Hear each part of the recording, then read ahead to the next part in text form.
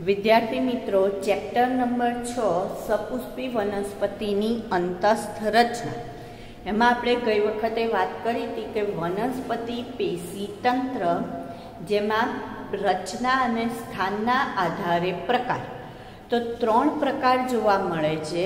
अधिस्तरीय पेशी तंत्र, आधारोत्तक अने वाहक पेशी तंत्र। तो सौथी पहला हवे आपणे वात करीशुं अधिस्तरीय पेशी तंत्र। तो जे अधिस्तरीय पेशी तंत्र छे एनी अंदर आपणे कोईपण मूळ प्रकांड पर्ण होय तो एमां 3 रचना जोवा मळे। सौथी पहली रचना छे अधिस्तर। आ बराबर समजવાનો मुद्दो छे। अधिस्तरीय पेशी तंत्रमा मुख्यत्वे 3 रचना आपने जोवा मळशे। पहली रचना आपणे कई कहीए छे तो के अधिस्तरीय अधिस्तर। पहली रचना कई आवशे? सौथी बहारनुं स्तर एटले के अधिस्तर। पछी आवशे अधिस्तरीय रोम। अधिस्तरीय रोम अने त्रीजी रचना छे वायु रंध्र। त्रीजी रचना कई तो के वायु रंध्रनी रचना। तो एनो मतलब ज्यारे पण आपणे अधिस्तरीय पेशी तंत्रनी बात करीए तो एमां आ 3 रचना आपणे शोधवी पड़े अथवा जोवी पड़े। तमे धारो के परीक्षानी अंदर तमारे प्रेक्टिकल एक्जाममां तमे छेद लेता होय, मकई प्रकार सूर्यमुखी प्रकारनो छेद लईने गोठव्यो अने तमने जो एक्जामिनर एवुं कहे के मने आमां अधिस्तरीय पेशी तंत्र बतावो तो अधिस्तरीय पेशी तंत्रनो मतलब तमारे आ 3 रचना एमने बताववी पड़े। पछी बीजा कोई भाग पछी तमे जलवाहक बतावी दो तो चाले नहीं। तो सौथी पहला आपणे वात करीए अधिस्तर। सौथी पहली बात आपणे कोनी करीशुं? अधिस्तरनी। तो अधिस्तर कोने कहेवाय? तो जे सौथी बहारनुं स्तर होय एने सेना तरीके ओळखीशुं? अधिस्तर। सौथी बहारनुं स्तर। सौथी पहलुं कोईपण मूळ प्रकांड एनी अंदर सौथी पहलुं जे स्तर आवे ए कयुं आवे तो के अधिस्तरनुं स्तर आवशे। कयुं आवशे? अधिस्तर। बराबर। धारो के हूँ कोई एक वनस्पति प्रकारनी आकृति दोरी रही छुं तो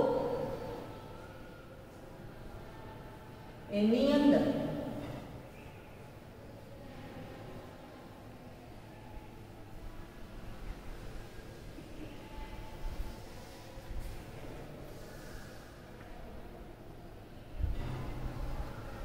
आ रीतनी रचना जोवा मळशे मने।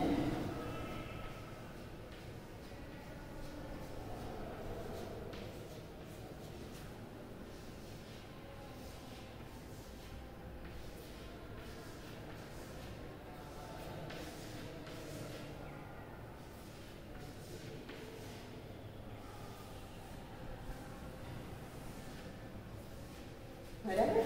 कोईपण द्विदળી के एकदળી प्रकांड होय तो एनी अंदर प्रकांड के मूळ तो एनी अंदर आ रीतनी मने रचना जोवा मळे।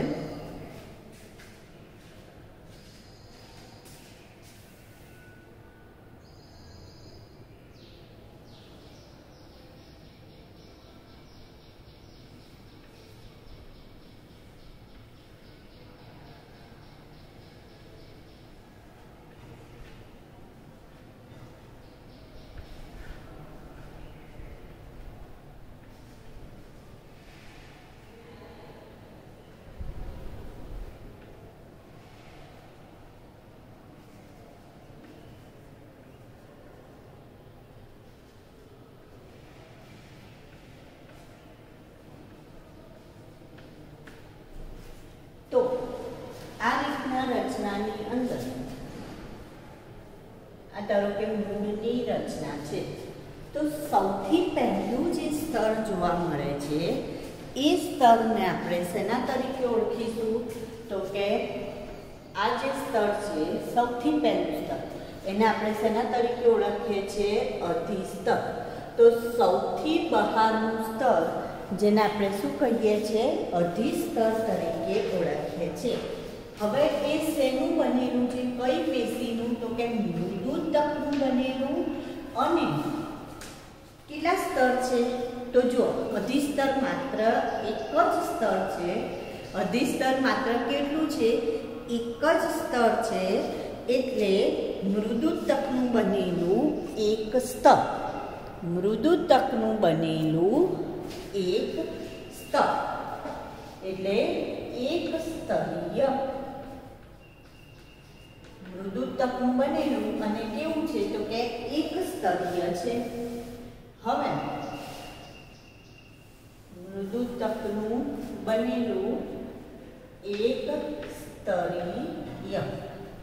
હવે એમાં જો મૂળની વાત કરીએ તો મૂળમાં આ અધિસ્તરને આપણે મૂલાધિ સ્તર તરીકે ઓળખીશું. સોરી, શેના તરીકે ઓળખીશું? મૂલાધિ સ્તર તરીકે ઓળખાય. જ્યારે પ્રકાંડમાં એને શું નામ? પ્રકાંડ અથવા પર્ણ. તો એમાં એને શું નામ આપેલું છે? તો કે એમાં એને અધિસ્તર તરીકે જ ઓળખવામાં આવે છે. મૂળમાં એને શેના તરીકે ઓળખીશું? મૂલાધિ સ્તર. જ્યારે પ્રકાંડ અથવા પર્ણમાં એને શું કહીએ છીએ? આપણે અધિસ્તર તરીકે ઓળખીએ છીએ. હવે મૂળમાં એ કેવું છે? તો કે પાતળું છે.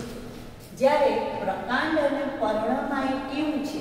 તો કે જાડું હોય છે. આ જે અધિસ્તર છે એ મૂળની અંદર પાતળું અધિસ્તર છે અને પ્રકાંડ અથવા પર્ણમાં જાડું છે. તો હવે પાતળું કેમ છે? તો કે જે મૂળ છે એ મૂળ ઉપર ક્યુટિકલ નામનું આવરણ નથી. ક્યુટિકલ શું છે? તો કે મીણ જેવો એક કવચ, મીણ જેવું ચમકીલું કવચ જેને ક્યુટિકલ કહેવાય. તો પાતળું હોવાનું કારણ શું છે? તો કે ક્યુટિકલ વિહીન, ક્યુટિકલ છે નહીં. જ્યારે પ્રકાંડ પર્ણ જામાં એક અધિસ્તર જાડું કેમ છે? કારણ કે એની ઉપર ક્યુટિકલ હોય છે. ક્યુટિકલ શું છે? તો કે મીણ જેવું કવચ. હવે જો આમાં ક્યુટિકલ નથી તો એનો મતલબ એને કારણ કે કેમ નથી? તો એને શું કરવાનું છે? જમીનમાંથી પાણીનું શોષણ કરવાનું છે, માટે નથી. તો એનો મતલબ અહીંયા કાર્ય શું આવશે? મૂલાધિ સ્તરનું? તો કે પાણીનું શોષણ. કાર્ય શું આવશે? પાણીનું શોષણ કરવાનું કાર્ય કરશે. મૂલાધિ સ્તર શું કરશે? પાણીનું શોષણ કરશે. પાણીનું શું કરે છે? શોષણ. મૂલાધિ સ્તરનું કાર્ય પાણીનું શોષણ કરશે. બરાબર? મૂલાધિ સ્તર એ પાણીનું શું કરે છે? શોષણ કરે છે. જ્યારે પ્રકાંડ અને પર્ણ જોઈએ તો હવે એમાં એની ઉપર શું આવી ગયું? ક્યુટિકલ આવી ગયું, મીણનું આવરણ. તો એના કારણે આ અધિસ્તર એ પાણીનો વ્યય કરશે નહીં. જે પેલું બાષ્પોત્સર્જન અથવા બાષ્પીભવન સ્વરૂપે વનસ્પતિ પાણી ગુમાવતી હોય તો એ ગુમાવવામાં આ પ્રકાંડ અને પર્ણનું અધિસ્તર એ પાણી એટલું બધું નહીં ગુમાવી દે. એનો મતલબ પાણીનો વ્યય અટકાવે છે.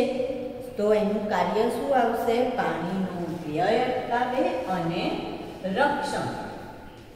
પાણીનો વ્યય અટકાવે અને બીજું એનું કાર્ય શું આવે છે? તો કે રક્ષણ કરે છે.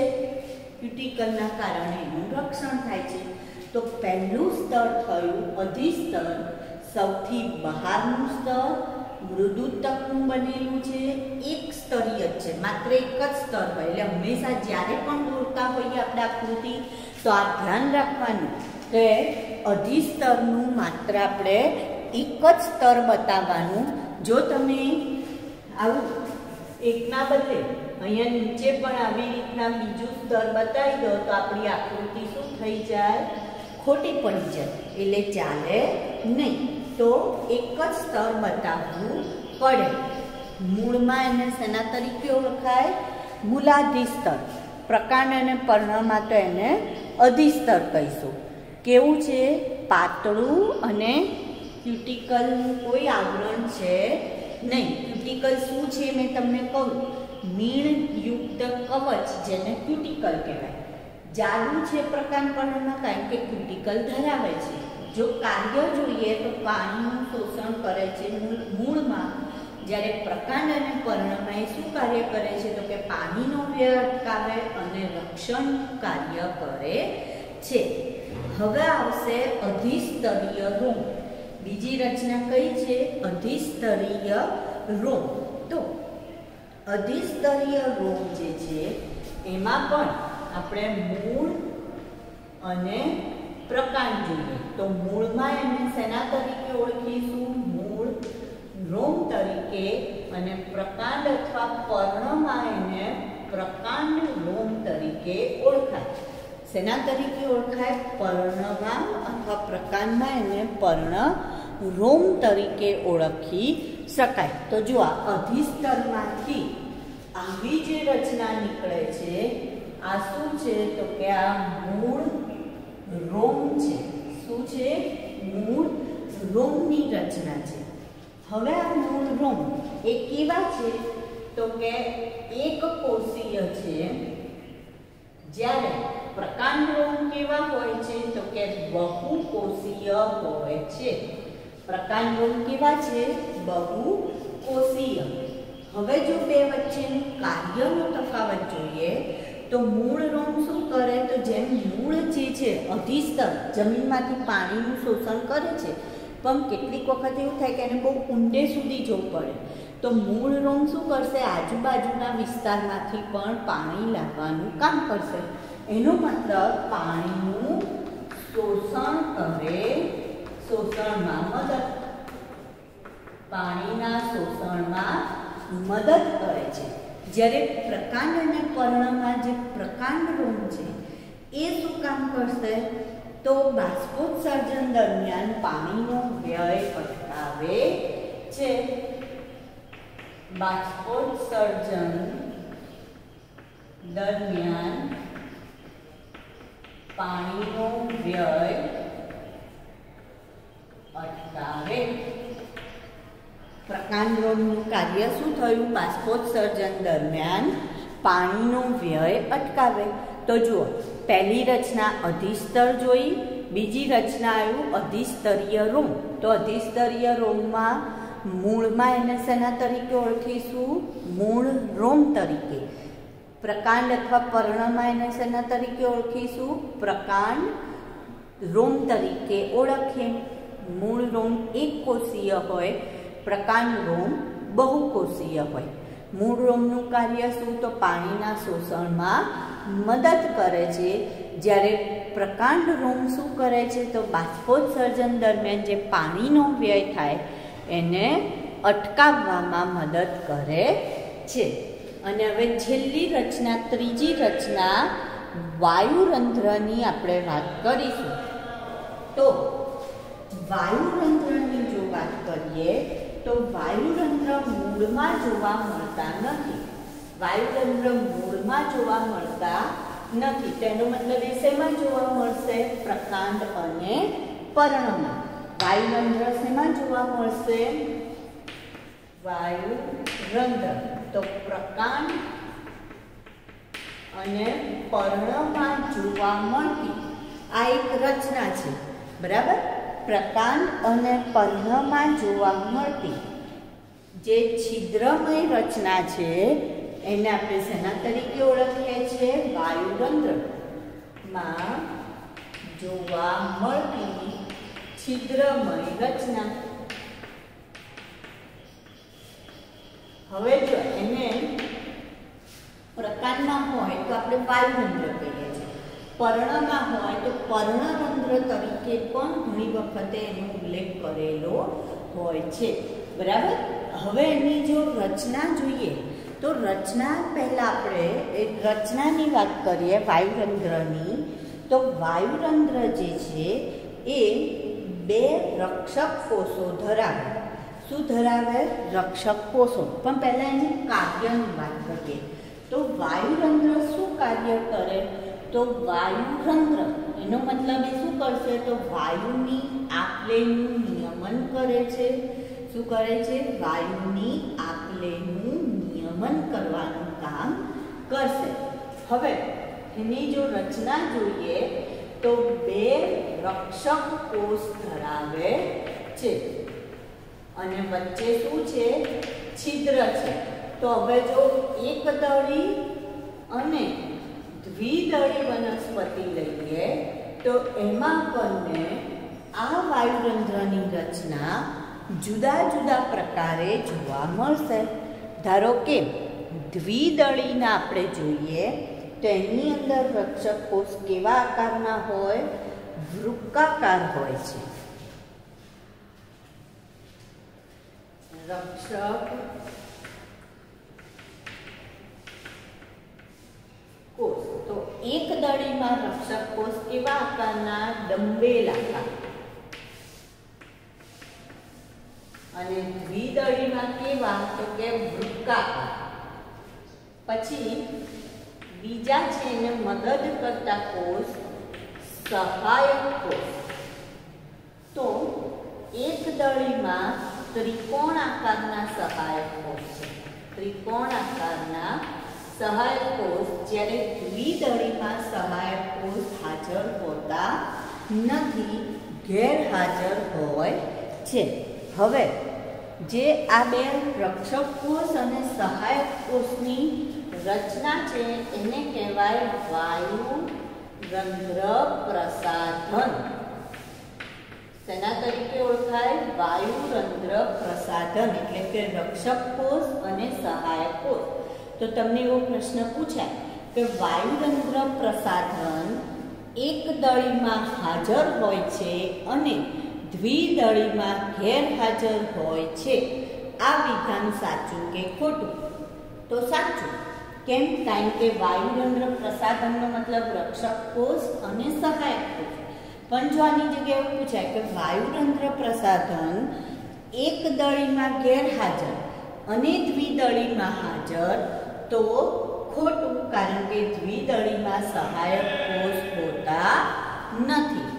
હવે જો એની આકૃતિ દોરી આપે તો એક દળીમાં આવી રીતના તરંગિત દિવાલ હોય અને આ જે છે ત્રિકોણાકાર સહાયક કોષ, એની વચ્ચે ડંબેલ આકારના શું આવેલા છે? વાયુરંધ્ર. હું અહીંયા વ્યવસ્થિત આકૃતિ દોરીને તમને બતાવું છું. બરાબર? એક દળીના અહીંયા વ્યવસ્થિત આપણે દોરીએ.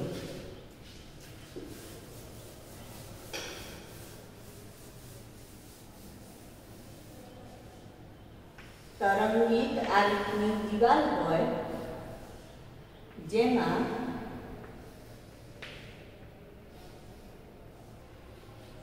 આ રીતના સહાયક કોષ હોય.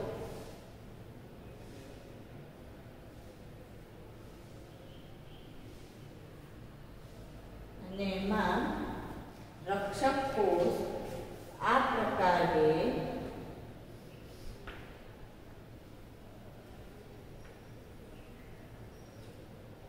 ડંબેલ આકારે ગોઠવાયેલા હોય. હવે અહીંયા જે વચ્ચે પડે છે એને છિદ્ર કહેવાય. આ રક્ષક કોષ આ સહાયક કોષ આ છે છિદ્ર. જો આ છિદ્રમાં અંદરની જે દિવાલ છે એ પાતળી હોય અને બહાર તરફની જે દિવાલ હોય એ થોડી કેવી હોય છે? તો કે જાડી હોય છે. આ કયું છે? એક દળ. હવે જો દ્વિદળી જોઈએ તો એમાં કેવા આકારના કીધા આપણે? તો કે વૃક્કાકાર. કેવો આકાર છે? તો કે વૃક્કાકાર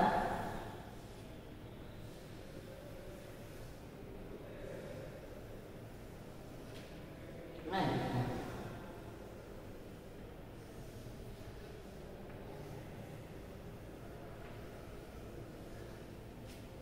તો આ દ્વિધ એમાં આ છિદ્ર અને આ રક્ષક કોષ. હવે આ જે રક્ષક કોષ છે એ આ રીતના હરિત કણ ધરાવતા હોય છે. શું ધરાવશે? હરિત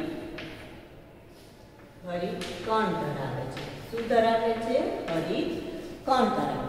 હવે જો 10મા ધોરણમાં તમે ભણી ગયા હતા કે જ્યારે પાણી અંદર પ્રવેશે ત્યારે શું થશે? રક્ષક કોષમાં પાણી પ્રવેશશે એટલે રક્ષક કોષ ખુલશે.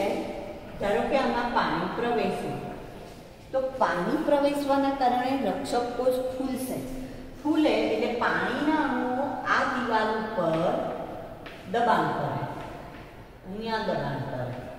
તો આનું દબાણ એને આ બાજુ ખેંચશે, આનું દબાણ આ બાજુ ખેંચશે.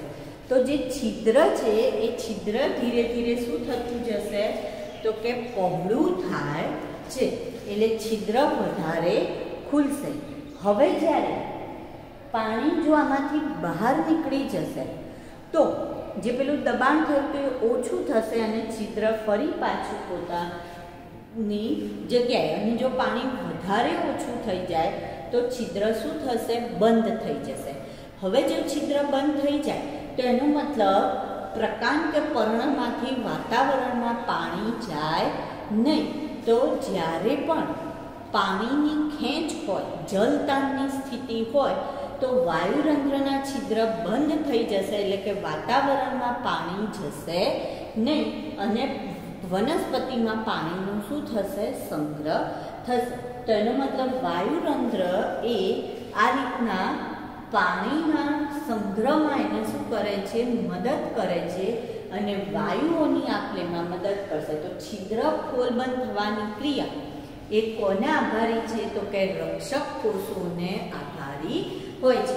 તો અધિસ્તરીય પેશીતંત્રની જે વાત કરી એમાં આપણે અધિસ્તરની વાત કરી, પછી અધિસ્તરીય રોમની વાત કરી અને ત્રીજી વાત આપણે કઈ કરીએ છીએ? વાયુ રંધ્રની વાત કરી.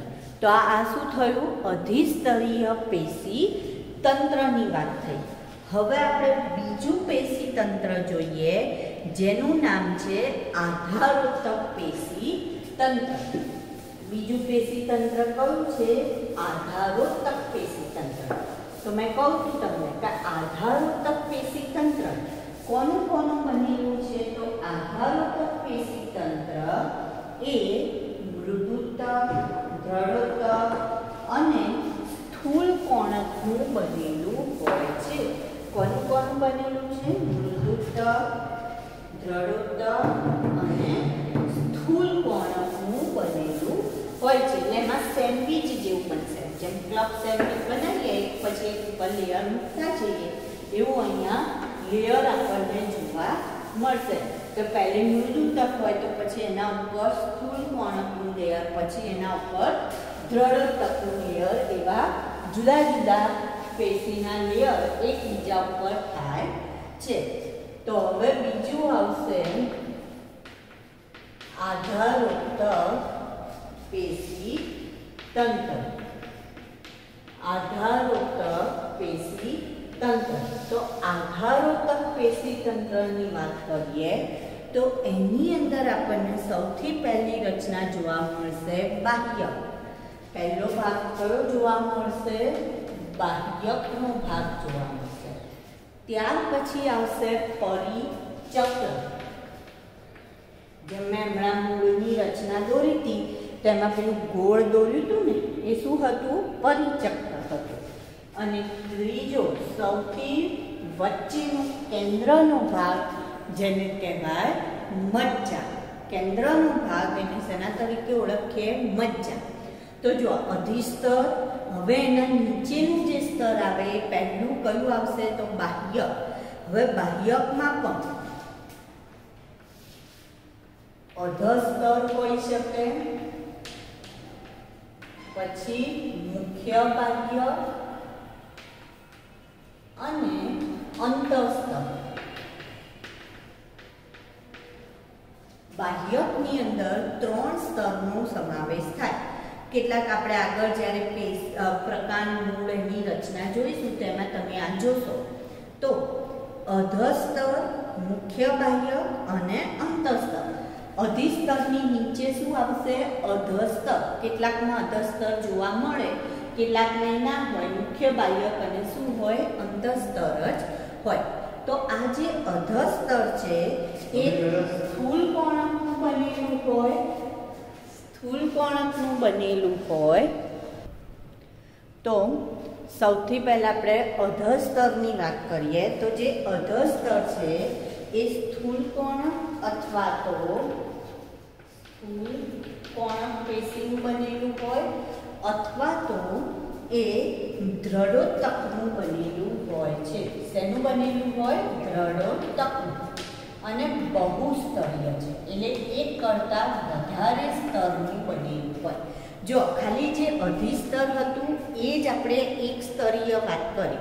હવે જે પણ સ્તર આવશે ને બધા કેવા આવશે? તો કે મોટા ભાગે બધા બહુસ્તરીય જ આવશે. તો સ્થૂલ કોણક અથવા કોનું બનેલું છે? દ્રઢોતકનું બનેલું છે અને બહુસ્તરીય છે. અને તમને ખબર છે કે આ બંનેનું કામ શું હતું? યાંત્રિક મજબૂતાઈ આપવાનું. તો એનો મતલબ એ શું કામ કરશે? તો કે યાંત્રિક મજબૂતાઈ આપશે. બરાબર?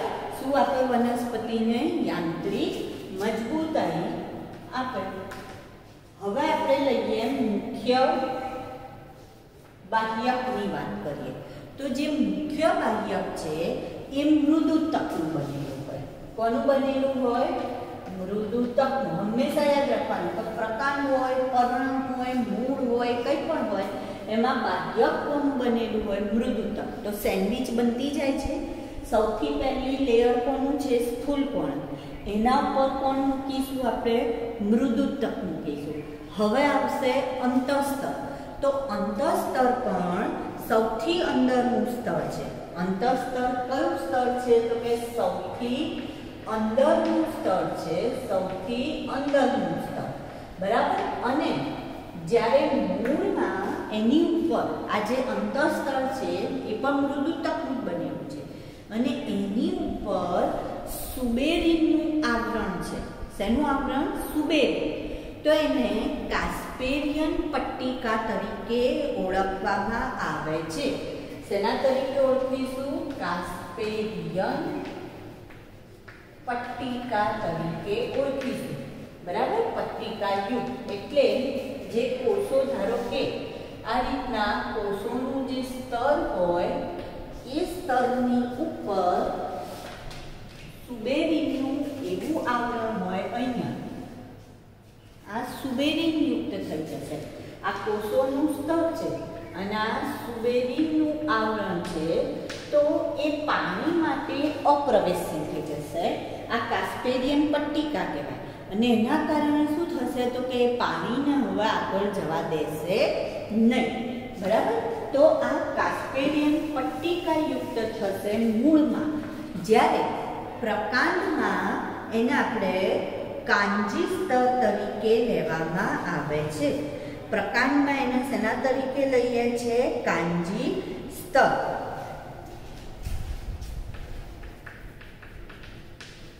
કાંજીનો મતલબ થાય સ્ટાર્ચ. સ્ટાર્ચ સ્તર તરીકે લેવામાં આવે છે. સ્ટાર્ચ સ્વરૂપે એ જોવા મળશે. એનો સ્ટાર્ચ સ્વરૂપે ત્યાં સંગ્રહ થયેલો હશે. હવે બીજું આવશે પરિચક્ર. તો જે મૂળમાં પરિચક્ર છે એ મૃદુતકનું બનેલું હોય છે અને પ્રકાંડમાં દ્રઢોતકનું બનેલું હોય. મૂળ અને પ્રકાંડ. મૂળમાં મૃદુતકનું બનેલું અને એક સ્તરીય, માત્ર એક જ સ્તર છે. હમણાં મેં એના મૂળની આકૃતિ દોરી હતી ત્યારે તમે જોયું હશે કે આ રીતના જે આપણે આકૃતિ દોરી ને આ ગોળ એ શું છે? તો કે પરિચક્ર. જો એક સ્તરીય એટલે આ રીતના હોય. બરાબર? તો આ જે છે મૃદુતકનું બનેલું એક બહુસ્તરીય પરિચક્ર જેને આપણે એ મૃદુતકનું બનેલું, જ્યારે પ્રકાંડમાં એ શેનું બનેલું છે તો કે દ્રઢોતકનું બનેલું છે અને એ બહુસ્તરીય હોય છે.